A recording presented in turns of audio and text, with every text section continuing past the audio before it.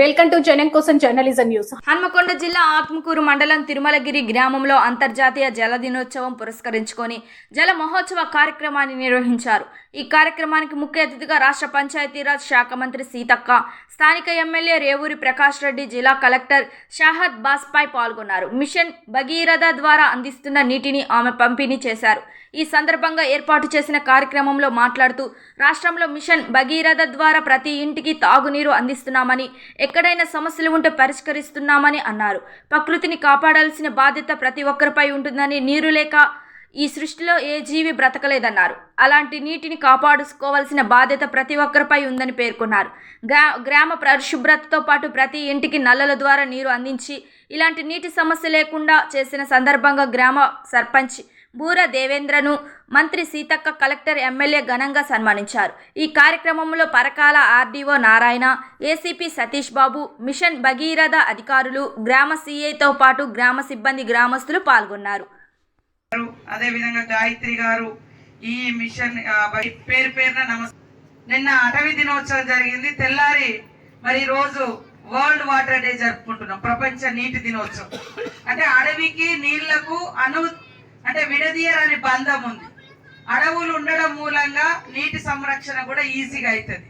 అడవులు ఉంటేనే ఈరోజు వర్షాలు కూడా సమృద్ధిగా కురుస్తాయి. మరి కురిసినటువంటి వానలు కానీ నీటి చుక్కను కానీ ఖచ్చితంగా ఒడిసి పట్టి దాచుకోవాలంటారు.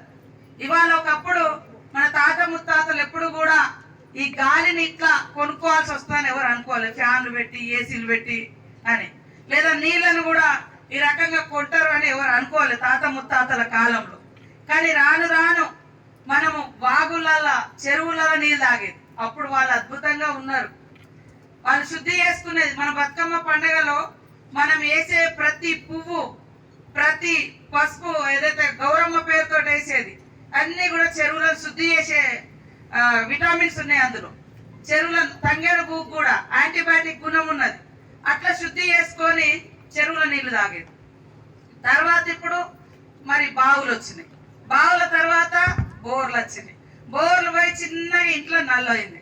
అది కూడా పోయి ఇళ్లలో చిన్న బాటిల రూపంకి వచ్చేసింది.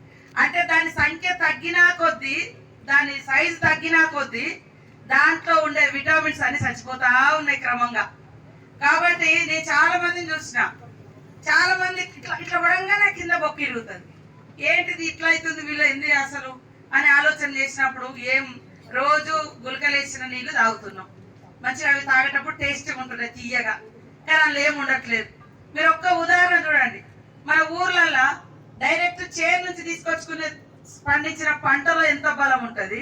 అది ఫైన్ రైస్ అని మంచిగా పాలిష్ చేసి మంచిగా అంత నున్నగా చూస్తే మంచిగా తెల్లగా కనబడుతుంది. అలా ఏముండదు. తవుడుతో ఉన్నటువంటి అన్నంలోనే అన్నీ ఉండేది. అంటే రాను రాను మన తాత ముత్తాతలు మందుల మీద ఎక్కువ ఆధారపడలే. వాళ్ళు నా ఇంటి వైద్యము లేదా మంచి తిండి, పెరటి దొరికిన కూరగాయలు, పెరటి వాళ్ళు సొంతంగా తయారు చేసిన ఇట్లుండే. కాబట్టి ఈరోజు మనం అన్ని ఆమ్లాలు, అన్ని రకాల మినరల్స్ అంటారు దొరికేది నీళ్లు డైరెక్ట్గా వర్షం మీద పడంగానే దాంట్లో ఉంటుంది. దాంట్లో మట్టి, చెత్త అవి లేకుండా చూసుకోవాలి, లేదా ఏదైనా జంతువులు అవి ఇవి పడకుండా చూసుకోవాలి. కానీ ఆకాశం నుంచి వచ్చిన ప్రతి చుక్క చాలా అద్భుతమైనటువంటిది. కాబట్టి ఈరోజు మిషన్ భగీరథ కూడా ఆర్డబ్ల్యూఎస్ అది కూడా పోర్ట్ఫోలియో నేనే చూస్తా ఉన్నా, పంచాయతీరాజ్ శాఖ మంత్రి. అదేవిధంగా రూరల్ వాటర్ సప్లై కూడా గ్రామీణ ప్రాంతాలలో, పట్టణాలలో కాదు గ్రామాలలో, మన ఊర్లలో.